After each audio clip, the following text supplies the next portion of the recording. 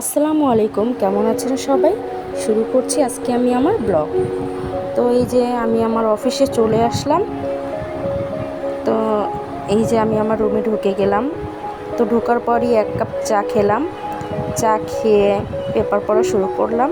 আজকে তেমন কাজ নেই, তাই বসে বসে পেপার পড়ছি। তো হঠাৎ দেখলাম জোরে বাতাস বইছে। তো বারান্দায় গেলাম, দেখলাম খুব সুন্দর বাতাস। তো এরই মাঝে আমার ফ্রেন্ড ফোন দিয়ে বলছে সে নাকি আজকে আসবে অফিসে। তো বললাম চলে আয়, যেহেতু আজকে কাজ নেই, বের হওয়া যাবে। ফ্রেন্ড চলে আসলো, আসার পর দুইজন বের হয়ে গেলাম বাইরে। তো নাকি ওর বোনের কাজিনের জন্য কেক কিনবে। তো বললাম চল, যাওয়া যাবে একসাথে। তো এই যে যাওয়ার পথে দেখলাম কি সুন্দর সুন্দর মাছ।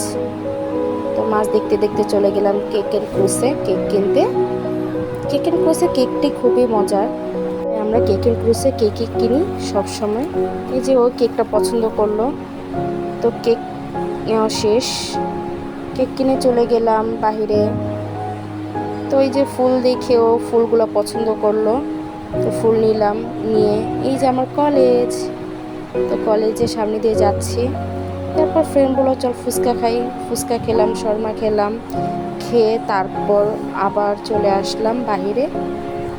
তো এই যে পপকর্ন দেখে পপকর্ন কিনলাম। কেনার পর ফ্রেন্ড বলছে যে চল চিতই পিঠা কিনবো।